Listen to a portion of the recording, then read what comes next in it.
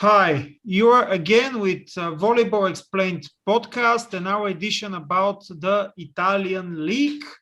Ronnie is here, Nicola is here, and I'm also here. And we're going to talk about the latest events in the Italian League and also in the Italian Cup. We haven't recorded a podcast for approximately a month.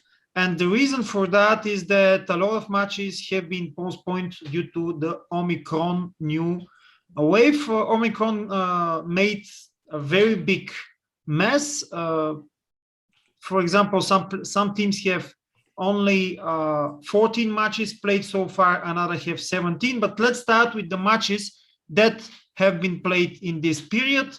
We are going to go through them very quickly and also through the quarterfinals in the cup, and then we're going to comment team by team and about their shape at the moment.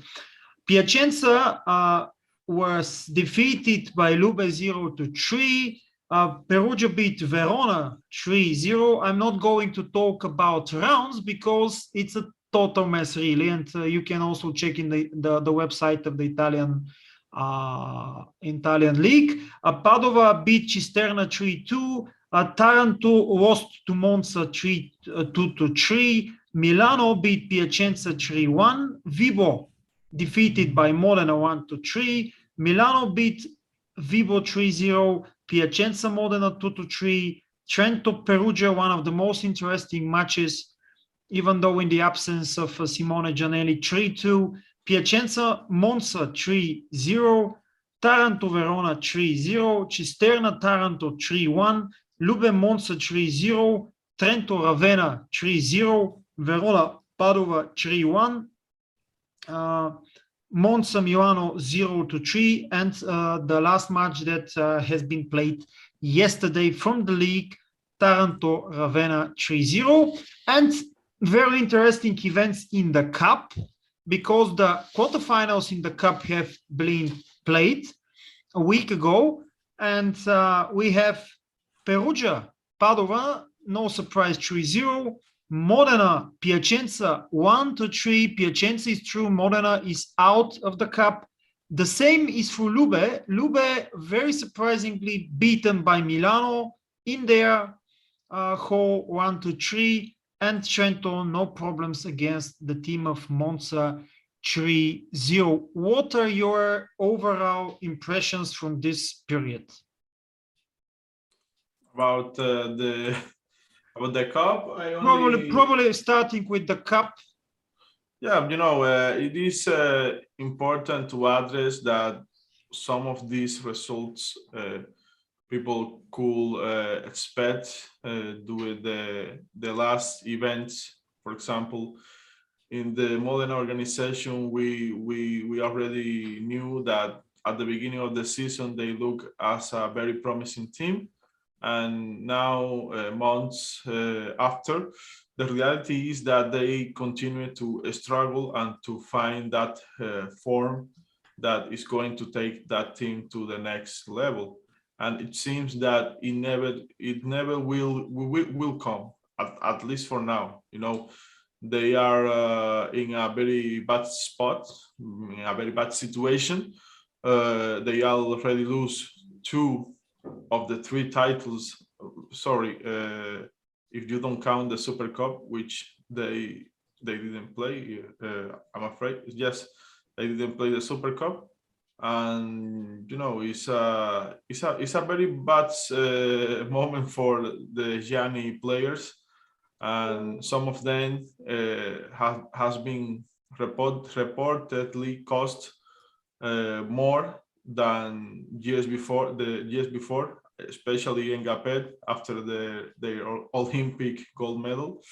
And it all began with the first defeat versus Tours in France, in a dubious game which we couldn't watch due to the fact that the French people didn't contact in time, allegedly, the people of the service to do a live stream. And some people thought that they actually bet against themselves, the Modena players, to win, some money. And well, I told myself, well, this can happen. Why not? Modena is not playing perfect. Everything is possible now because it is at 3-1. Tours only need to win 2 sets. And you know what? The unexpected happened. In Palapanini, Tours won 2 sets. And this result end the CEF's Cup campaign for Modena. And you have the same result in Coppa Italia, but this time Piacenza is actually a better team than Tours. And if anyone could predict upset, well, now is more likely to happen. Piacenza have a good roster, but with a dubious decision call for the referee in that match. I believe it was a ball that hold Spike and he was blocked, and the referee didn't call it, and this was a point break for Piacenza, and of course they closed it with an ace. Well, it doesn't matter. The fact that is Piacenza won 2 sets. You needed to win 2 more to win the series, and it didn't happen. So it doesn't matter that the referee called it bad. At the end, you played really, really, really poorly, and you was defeated by this team. And of course, the case of Lube Civitanova, I wouldn't put some excuses. It is what it is. Milano played really well. They found the weak spot of Lube Civitanova, as you guys know. This is a team that has been struggling with injuries, and it started to look like very tired. Simone is not the same anymore, and Marlon, struggling after the COVID, and Lucarelli. Well, since Lucarelli came to Italy, that promises of titles and big results, forget it. So, congratulations to the newcomers. At least not those expected teams, Milano and Piacenza. And it seems that Perugia will gonna take the Coppa Italia this year. That's my opinion. Sorry for taking too long. Yeah, basically you said it all about the two most balanced matchup in the quarterfinal. And there's one thing to say about Modena. And I don't know if you watched the entire game, but they made a lot of mistakes. 34 mistakes to the end of the game, and some there were uncalled ones. I mean, it's not they were forcing so they could find the court or not. They did very stupid mistakes. And I want to add something also about the return game against Tours.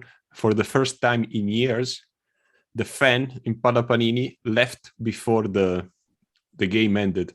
As soon as Modena lost the third set against Tours, so they were basically eliminated from the CAV Cup. Most of the fans left the hall. There's something in a city like Modena that you rarely see, especially considering how much they love the team and the sport itself. About the other two quarterfinals, the ones between Perugia, Padova, and Trento, Modena, they were absolutely predictable. I mean, in both cases, the difference between the favorite and the underdog was already big on paper, and then became unbridgeable due to external facts. Padova was its first game since the December, and basically its entire roster went through COVID during its period. So it's not that flashy team we saw at the beginning of the season with some very, very good plays. And Perugia had a really easy path to the semi-final. Monza, on the other hand, after Grocery injury, they're really struggling to put together some good sets. I mean, they played also without Grozdanov, that I thought it also had some injury or maybe was back from COVID, and I don't remember. They tried to mock Trento's scheme, lining up 3 outside hitters, but they had a terrible day in attacking. I covered the game, and it was incredible how many times they just pick the worst choice on every play, whether they have to go straight rather than to try block out. They always pick the wrong one. I think that the only player that ended up above 50% was Beretta, the middle blocker.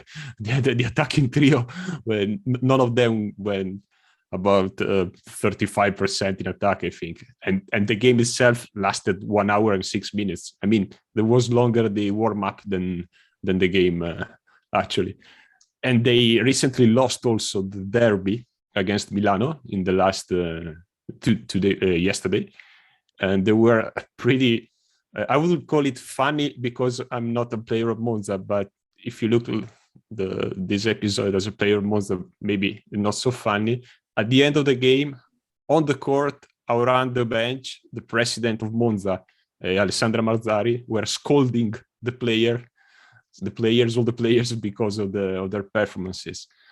We all know that a team that also last year relied a lot on the opposite, because Lagumja was one of the key players in Monza last year, and they basically based a lot of their game on the sets from Orduna to him.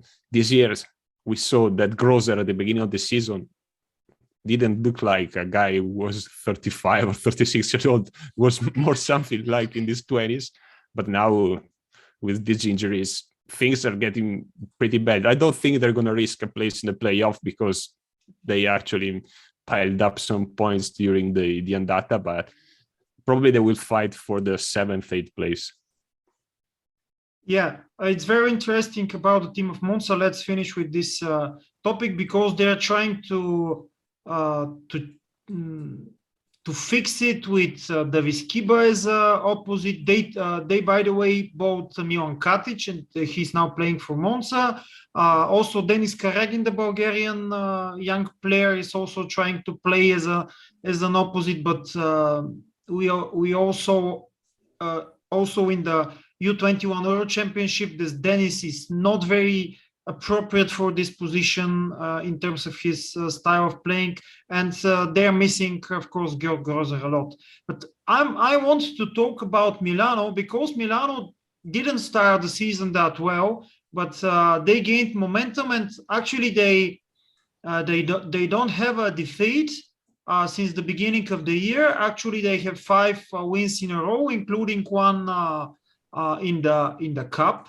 They beat Piacenza, they beat Vibo, they beat Taranto, they beat Monza yesterday, and also Lube in the cup. So they're in a streak of 5 wins, and they're very impressive. Why? Of course, they don't have any big star in the team, but they have a bunch of very good players.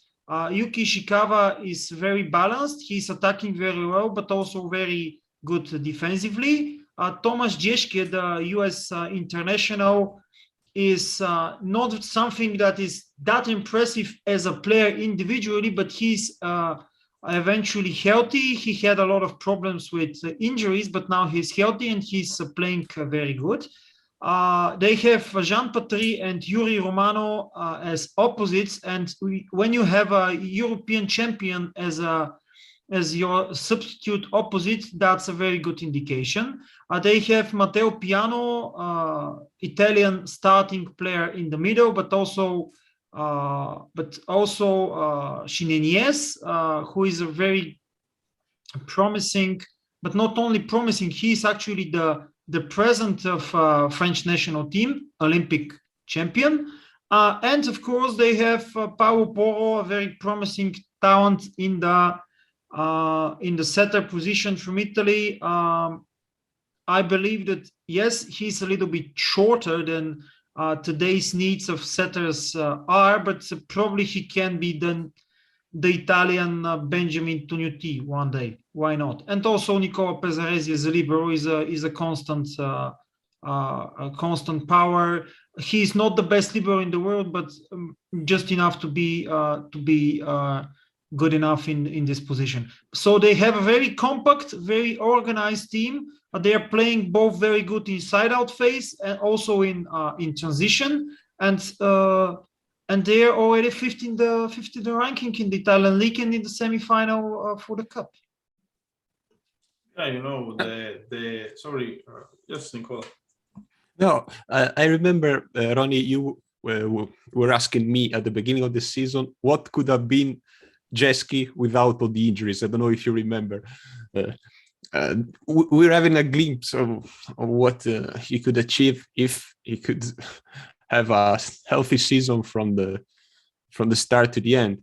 And with the two outside hitters at least decent physical form, because also Ishikawa at the beginning of the season looked pretty tired and slower than usual. Milano has basically 5 out of 5 players that could attack consistently. The 2 middle blockers, Patri, which is a scoring machine, and the 2 outside hitters.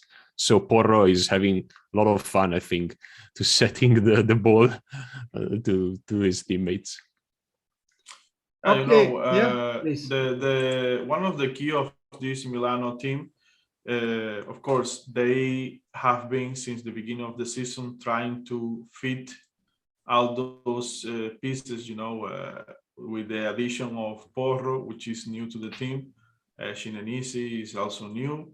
And, you know, now we see the results of that work that they have been doing. It's interesting because, you know, Paolo Porro belongs to that Generazione di Fenomeni 2.0.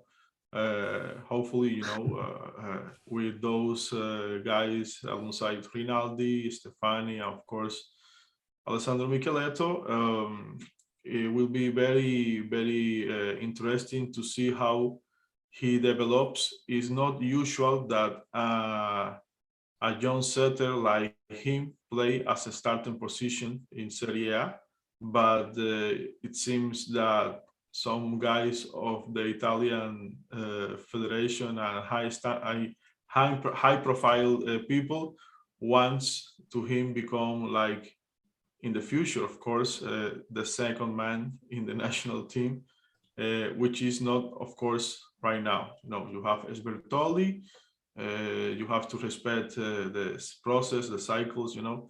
Well, I think after Paris, why not? He can fight for that position, you know. And of course, you have Bogdan say something interesting. They don't have superstar. I mean, you refer to superstar like what, Leon, Simon, maybe, you know, Leal, those guys. But at the same time, you have people that can take care of business. You know, Jean Patry, for me, is a underrated opposite. Sometimes he of course play below his level, but he is Olympic champion. Of course, we all know that that doesn't mean anything in pro volleyball, and I don't want to extend my argument of why.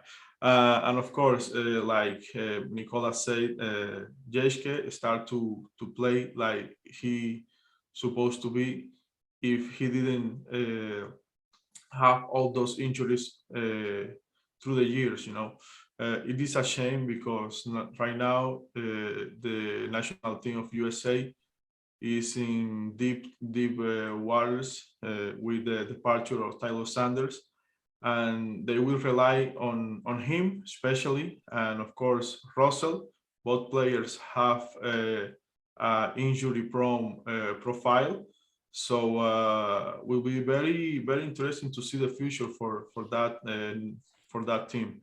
But yeah, I think right now Milano is in a pretty spot position to fight maybe for fifth place, maybe for well, maybe not for four, because Trentino have a solid squad. Maybe Trentino ends third now that Modena is shaky. So I don't know. It is pretty open, and the gift for now for that team is to be in the Italy Coppa Italia, sorry, semifinal, and I think they will enjoy the ride while it's on. And yes, congratulations. They deserve let's see, the coming back prize of this 2022, at least for now. Okay, let's go back to the league with the ranking, because it's getting very hot there. Perugia is still leading with 41 and 15 games played, but after that we have Lube 37, 15 games, 34 points for Trentino in 15 games, 33 for Modena in 15 games. But then Milano is already at the fifth position with 26 points in 15 games. Piacenza has 25, but with 16 games. 22 for Monza, but with 17 games. Actually, they are the only team with 17 games played. Taranto, 18. They are 8. They started not in the best possible way, but they're gaining also momentum, and they are 8 with 16 games. Then Padova, 17 with 15 games. Cisterna, 17 with 15 games. Verona, 16 with 16 games. Vibo, 9 points with 14. And Ravenna, the only team without a win, with 14 games and 2 points. My question is, in principle, most of the time we are talking about the first place, but let's talk about this 8th place, because it's the last place in the playoffs, and 4 teams, as it seems, will be fighting for it. Taranto, Padova, Cisterna, and Verona. Padova started very well, but now not so good. Yes, pero Yeah. Nicola should talk first. Thank you.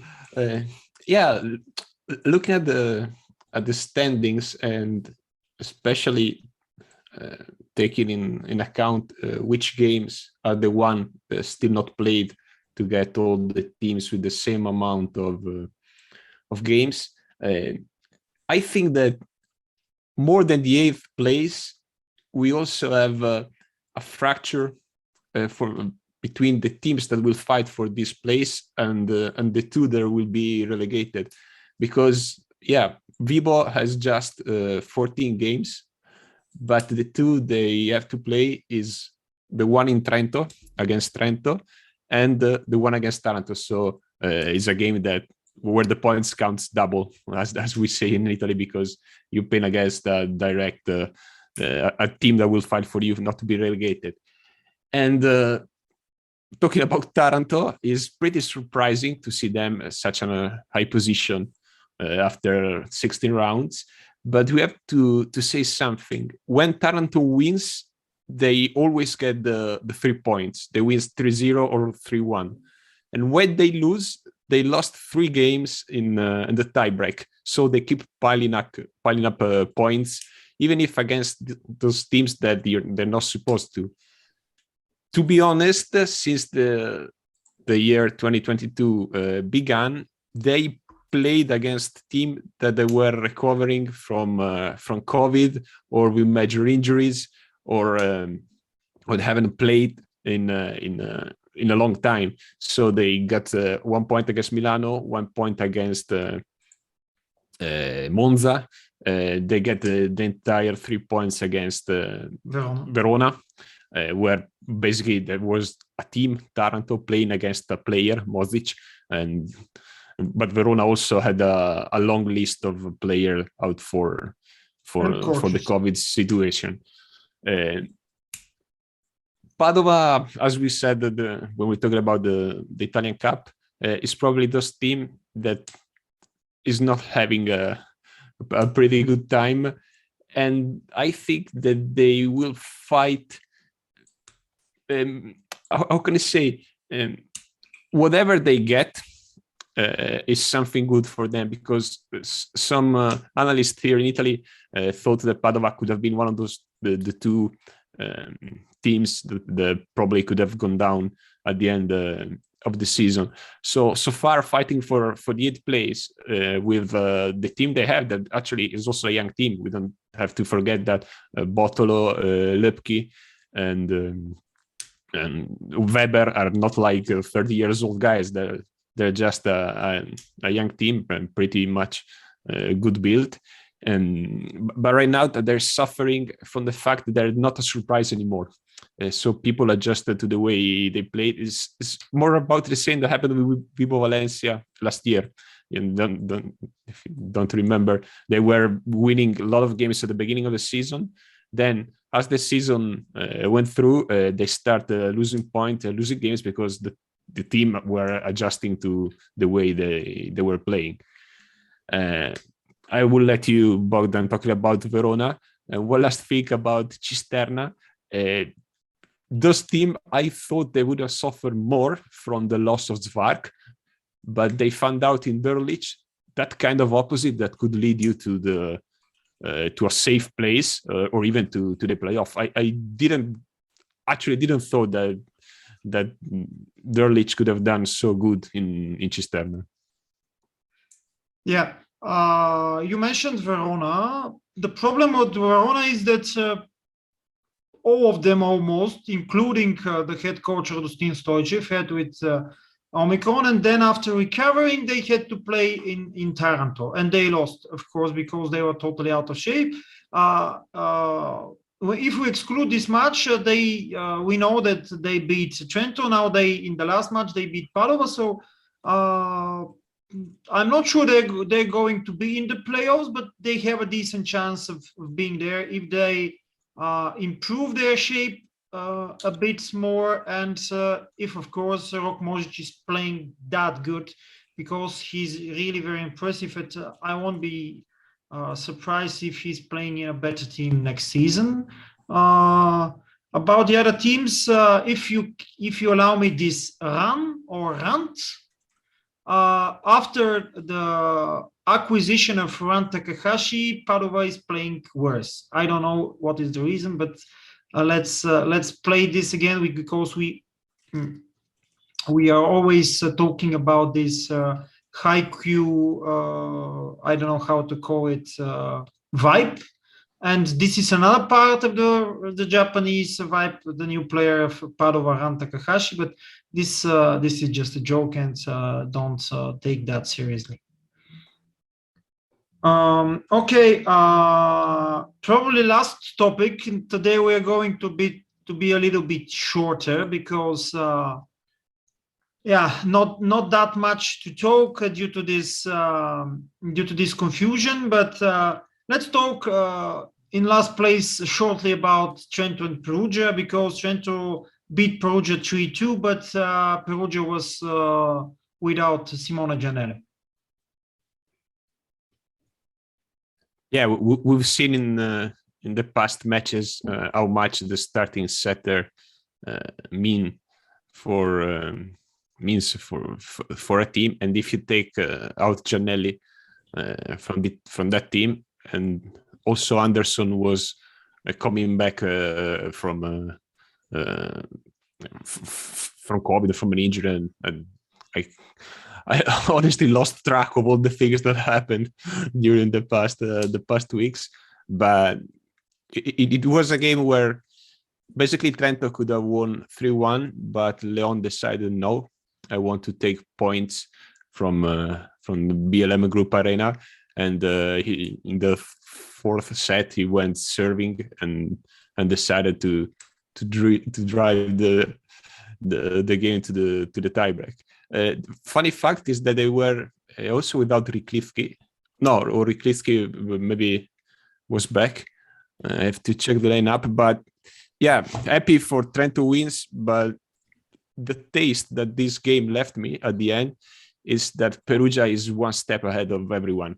I mean, if you go without your starting setter in the home hall of the third ranked team in the the Superlega, and then you get away with a point, it means that when everybody will be at 100%, when Giannelli will be back 100%, very few teams will have a chance to get points against you. So at the end of the game, everybody was happy. I think Perugia player was because they got a point. Trentinos were because they beat Perugia, and this is the second time this year they beat Perugia, and the fans, of course, were happy because they just witnessed a win of the own team. But a part of the result, I wouldn't rely too much on that game to have some analysis or something that could be that would be taken ahead into the season. Ronnie, do you want to add something? No, the fact that Perugia lose the second game of the season means nothing. They are almost in perfect position to win again the regular season. And of course, this with the Coppa Italia virtual title, because nothing is 100% sure. They start to look up to the postseason in a very good shape. We also receive, of course, if you want to talk about this in the second half of the show, the news of today of the extension of contracts of some key players, like of course Wilfred Leon and Massimo Colasci. And they look very, very solid, very great. It will be difficult to win against this team, of course, taking into consideration maybe if they lose key players like Giannelli, for example, or Leon can play, maybe you have a chance to beat them. But I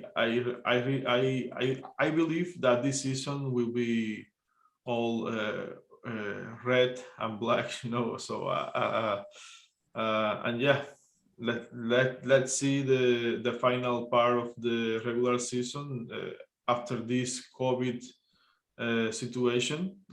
Let's hope that it gets very calm in the next 2 months, and see if we can end the season, of course, in finally. Sorry. Yeah, I believe that won't be a problem. Still, we have this very fast and big wave of Omicron cases, but I still believe that this is going to be over very, very soon, taking into account the data from other countries.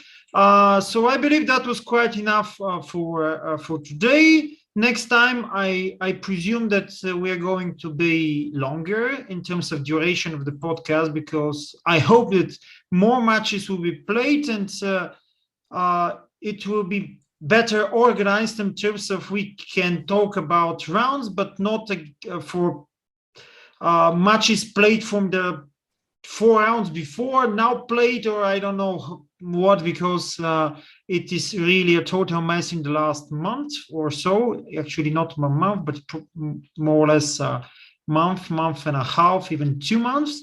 So we can end with that one.